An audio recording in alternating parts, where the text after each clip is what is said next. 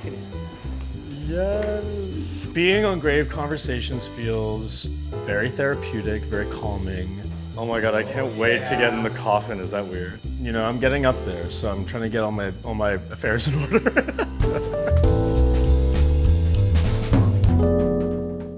Hello and welcome to Grave Conversations. It's the only show where your favorite celebrities get to lie down. I'm your host, David Dastmalchian. Today's guest is someone that we hope lives for a very, very long time. He is one of the most exciting performers working today. His music has been streamed hundreds of millions of times, and he recently made his starring debut on Broadway as the MC in Cabaret. I got to see it. You'll see him soon in a new movie you might have heard about, Teenage Mutant Ninja Turtles. No, that's a different one. The Masked. Oh yeah, Street Fighter. Please welcome Orville Peck. Hi. Hi. How are you? I'm good. I'm dead. I am deceased. I can't believe that I get to not only know you now, be friends with you, but that we're laying in caskets together. It's pretty cool. Yeah, I mean, upon knowing you, I felt like this moment would come. Yes. How are you feeling right now? Is it comfortable? Are you... Honestly, it's really comfortable, but I kind of expected that. I feel like caskets look very cozy, but I kind of like confined spaces. I have always dreamt of sleeping in a coffin, and now that I work with a casket company, I am working to make a bed that will be a place where I can sleep that is also a coffin. Oh my God, I love that. My 8-year-old who you've met, she wants a coffin bed as well, so it might be a whole house full of coffin beds, which would be pretty great. As I said in your intro, I got to see you perform on stage after falling in love with your music and your entire presence as an entertainer, and what you did on stage on Broadway was like nothing I'd ever seen before. And then just a few weeks after that, I got to see you on set of a little movie. I cannot wait for people to see what you've done on that film. It is so awesome, my friend. Oh, thanks, buddy. Shirt ofe. I wish I could take pictures like that. Well, you know, you have to lean in, I feel. lean into my 50-year-old belly. That's what I'm leaning into. Are you ready to dive in and answer some tough questions? I'm ready. We start hard. Okay. This first segment is called Questions You Need to Answer Before You Die, or as the kids call it, quintabid. Okay. I'm going to start with the most obvious question. Is it hard to lay down with fringe on? No, it's surprisingly not. And I think we can create all kinds of beautiful designs. I don't know if I've ever really been shot this way with the mask, but I'm kind of liking it. Yeah. Most people haven't ever delivered an interview, let alone dialogue laying horizontal. So it's pretty fun getting to give people their first. Now, on to a serious question. Which Marvel character would be the most annoying person to be in a group chat with? In a group chat with? And I'm going to expand that to any comic book character, Marvel or DC. No. We can go Marvel. I was a huge X-Men fan as a child. I mean, probably Cyclops, right? I mean, wouldn't he'd be like policing everybody. He's such a moral Oral. Yeah. It gets on my nerves. He's so cool looking and he's cool powers, but he's such like a uptighty whitey. Yeah, you're right. And everybody has one of those people in the group chats where like you make a like inappropriate joke or something on, and the one you're worried about like one person is gonna think. Yeah, then that's why you create the other one. Then you have to group chat that person's not on. I'm 50 this year. How many pairs of shoes should a 50-year-old man have? I think there's probably 50-year-olds that could get away with like one pair of shoes. But I feel like you, in particular, I'm gonna say 8 to 10 really solid options. Because you like to like dress up or dress down or, you know, so it really, I mean, like for me, for instance, like I have so many boots, cowboy boots. Yeah. But it's like, they're for work essentially. You know, like I don't. Rough estimate. How many pairs of boots do you think you have? 50? Maybe 40. But that's like the least of the problem. If you want to get into cowboy hats, that's ridiculous, and masks is also ridiculous. So many. How do I know what mask is right for me? Well, mine's gone through several evolutions. and it's revealed more at times or concealed more at times. I think masks are really interesting. When I went to theater, I went to theater school in London, and we had like a mask course. It's really fascinating what different masks can reveal about a person. Because I think the like sort of obvious thought is that masks hide something, but when you cover certain features on a person's face, especially, it forces you to look at different indicators of what someone is telling you instead of just watching their facial features. And I think we grow up obviously like indicating the most with like, certain things on our face. But when you kind of cover those up, I feel like we don't get to practice how much we indicate with like our bodies or indicate with our eyes even at times. And so it actually, I feel like it reveals a lot more about people than it conceals. You're like an outlaw. I love that about you. And so when I see you in the mask, I also do feel like wanted man who's like out there kind of like existing in plain sight, but yet you can't catch him. That's sort of where at least the image of it came from for me was, the trope of outlaw cowboys covering their faces with like, handkerchiefs or whatever it was.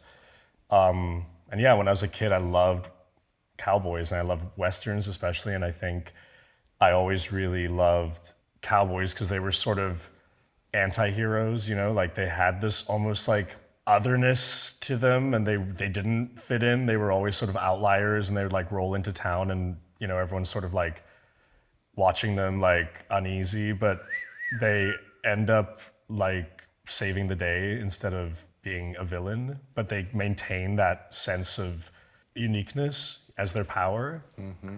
And I think now that I've done the mask for a long time and I'm older and I've been able to sort of like dissect more of what made me want to wear the mask, because I think I didn't have like a big master plan about it, when I first started doing it. But I think a lot of those things spoke to me, that I've always felt like an outsider and I've always felt different since I was a very little kid. And I think this was my way to make that difference my power instead of sort of my weakness, And you're so powerful.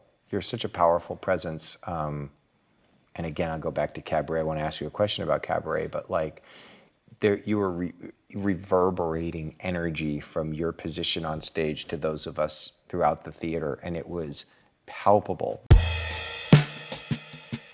I sometimes liken my mask to, Dolly's wigs. She like amplifies what's already within her, and that creates her persona. It's exactly like hanging out with David. If you've been to David's house, this is like nothing. What was it like making a Broadway debut, and how did you prepare for 8 shows a week? It was the hardest thing I've ever done, for sure. I think I made it hard purposefully, and when I say that, I mean I grew up doing and loving theater. I was a professional dancer for a long time, so I know the 8 shows a week thing and the sort of physical expectation. Like I had experience with that. Obviously, I haven't been doing that for like a very long time, so I had to build up my stamina and all that stuff, which I was ready to do and prepared to do, but I understood that side of things. But I think more so what I found to be hard, but it was brought on by myself, is that I wanted to make as big of an impact with that story and that character as I could, because Cabaret has always been my favorite show, and that role in particular I just have always loved since I was really little. And so I feel like I'd been kind of almost preparing for it for my whole life. Sure. So when I got it and it was on Broadway and it was like dreams coming true for real, it was, I really wanted to do it a very particular way. I wanted it to be super aggressive and startling to people. And I think that was my choice to make it that way. And I think that made it difficult to do 8 shows a week for, however long I was there, long time. Long time. But I didn't, I would never have wanted to do it sort of 70% of what I was hoping to achieve with the role. So yeah, it was super taxing mentally and emotionally, honestly. It's a very heavy show, of course. We were performing it at a time where there were a lot of parallels going on in our current sort of political climate. And so it was heavy. I mean, reactions in the audience, as you know, the first like 4 or 5 rows of their table seating to kind of emulate the nightclub that it's set in. So people are really close, and we're in the round, so it's 360 audience. And it was a lot. You're taking on a lot of people's experience during that show. Artistic influences are really important for us. I have many. I know you do as well. One that you've spoken about before is Dolly Parton. How has her approach to art and identity influenced your journey? A lot. I think I sometimes liken my mask to, Dolly's wigs. I think there was a time, especially in country music, kind of around the 60s and early 70s, where you had these artists that created a persona, and I think the term persona is misconstrued, in my opinion. When people hear that word, they think it means you're playing a role or a part that isn't you, or you're playing a character. But to me, that kind of a persona, like Dolly's persona, is all of the things that are fundamentally Dolly and the things that make her interesting or vulnerable or lovable or empathetic or cheerful. And she blows it up to this massive level. So she amplifies what's already within her, and that creates her persona. And I think for me, that's, especially when I first started, there were years of me sort of like trying to explain that to people, because I think everyone thought I was cosplaying a character. And of course there are elements of what I'm doing that are like theatrical and pastiche or references to tropes or whatever you want to call it. But at the end of the day, this is like my most vulnerable and true expression of who I am, especially when it comes to my music and my lyrics. And that's, I think, as well, where I drew inspiration from Dolly, is that, her lyrics, even when you take them out of context with certain songs that don't sound very deep, they are incredibly deep and personal and poetic. Oh, yeah. So I try to do that with my music, to be the most sort of sincere, authentic version of myself, while also blowing up this kind of amplified persona version of what my little kid's mind thinks of as a cowboy. I think something I'm coming really better to terms with as I get older, and I've been sort of doing this for longer, is that I know I am an incredibly sensitive person. Like we were talking about you being sensitive as well. I'm not. I care far too much about everything. And I think I used to see that as well for a long time, maybe even until recently. I used to see that as a bit of a weakness or something to sort of disguise or not accept. But I think I've just really accepted that I am a really sensitive person. And that, there are parts about, especially I think, being in entertainment and being a performer, that are very difficult for me because of that. Yeah. And I think I'm a lot more at peace with that the older I get. And I used to sort of try and like contort myself a little to not feel that way, but yeah. Well, it's because we're in front of the cameras, but yet we can't afford any commercial music. I was wondering if you could do me a favor and sing a little When the Saints Go Marching In with me. Sure. Okay. Oh, when the saints go marching in. Oh, when the saints go marching in. Oh Lord, I wanna want be in that number. That's right. When the saints go marching. And you know the verse now? And when the sun, oh, when the sun begins to That's shine, the begins extent to of shine. all I know of that song. Well, I mean, we got that. We could loop that forever. But I have to say, Orville, that was pretty special. Thanks. I mean, thanks. What the fuck are they talking about? You know. That's the first time I've thought about what saints? Like Oh, the saints, you know. the and saints, the saints, and why, they go where marching are in. they marching into? I think it's like a really kick-ass party.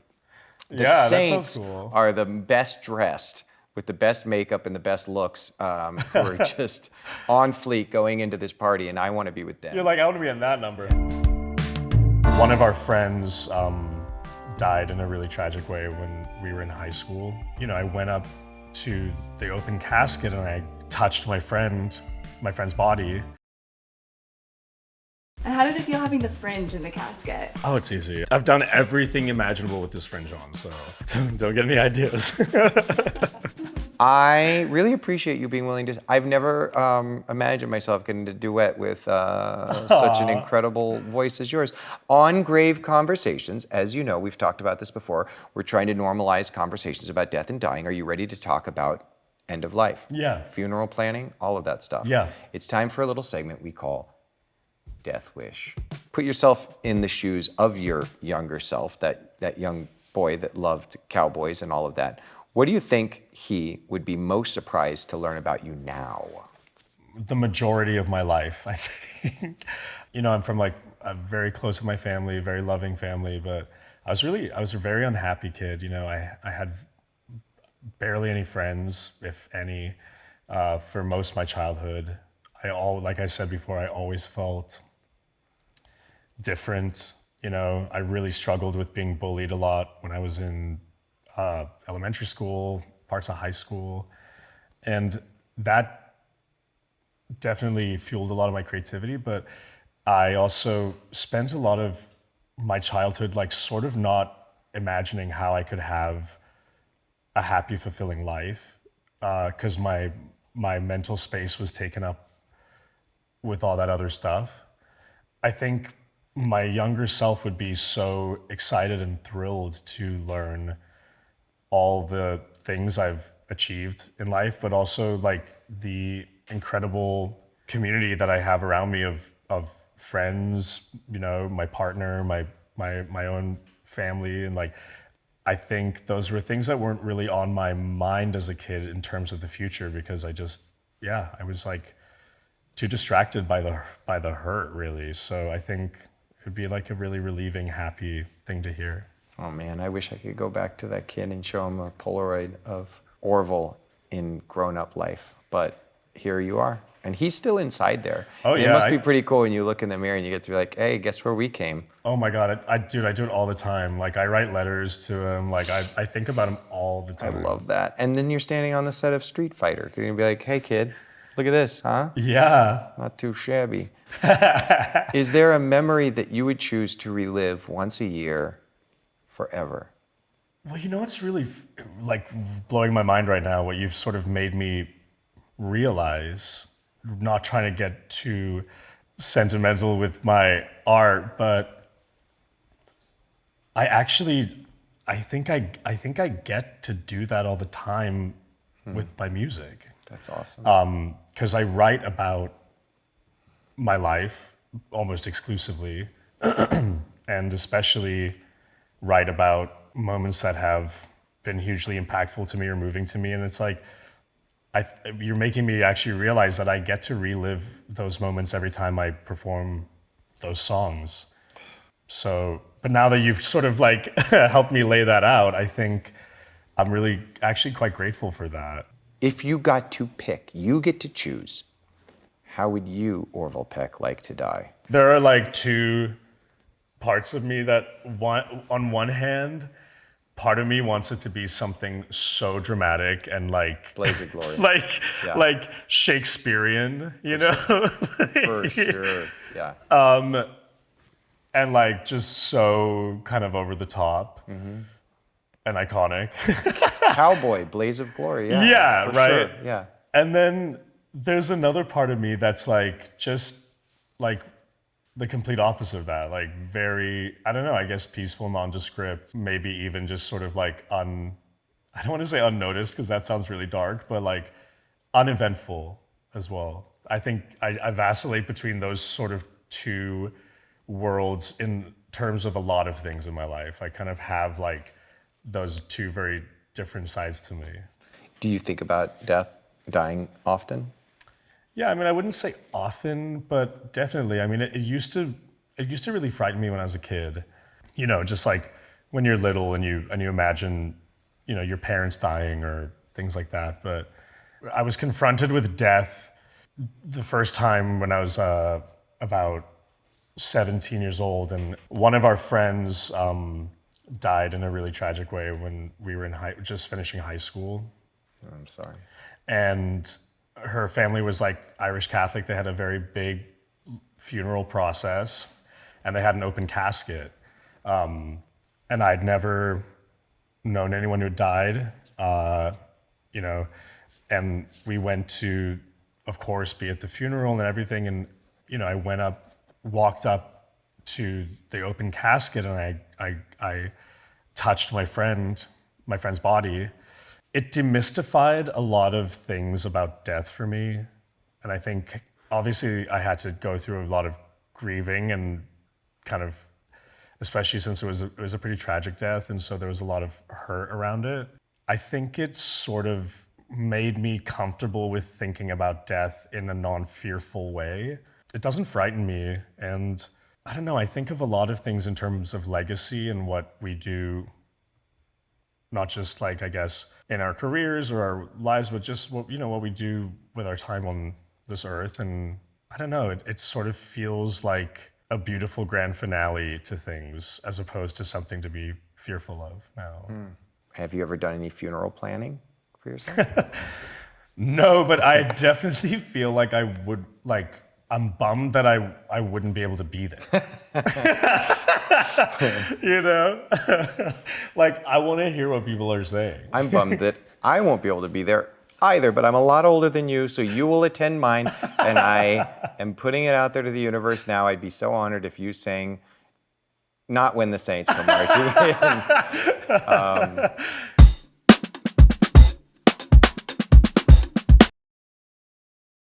It was amazing. It was everything I wanted. It was, I mean, if you know David at all, this is like the least surprising way to spend a day with him, so it was perfect. I am so grateful, I'm so thankful that you are willing to come here today, open up with us, talking about all this stuff. But let's talk for a second about what's happening with you in your life outside of the casket, outside of death. It's a segment that we call Living for This. What are you working on personally, professionally? I mean, I might know a thing or two, but what else makes you feel really alive right now? I've spent, you know, as we've talked about, a lot of this year going back to acting, which I've missed so much. You're so good at it. Thanks. So yeah, I got to do Broadway, and of course have our film coming out in October, and I'm so excited about that. I love going to the movies. It's like one of my favorite things in the world. So the fact that I get to go to the movies with the movie I'm in is gonna be like mind-blowing. And yeah, just like, you know, always focusing on music, always trying to think of what stories to tell on new albums and things like that. Always creating. That's kind of I've always got a lot on the burner. Yes, I cannot wait for people to see your Vega. I do have one final thing I would like to ask you to do before we bury this interview. We would be honored if you would please give us your own Y.O.U.logy. It is spelled out Y-O-U.logy. That's very funny. Thank you. You're welcome. When I say die, you're going to have 60 seconds to give yourself your own eulogy. Please make it sincere and thoughtful, but keep it tight. Singing is fine, but so is whispering, as long as our mics can pick it up. Ready in 3, 2, 1, die. Orville, since he was a little kid, did things his own way. And I think it's exciting to live that way. Somebody who enjoys building new paths so that others can also choose to take those paths, I think is a beautiful thing. And I know he had a very big heart and was loved by a lot of people. He certainly was. This is so therapeutic. Can we do this weekly? You got it. I mean, I am fucking here for it.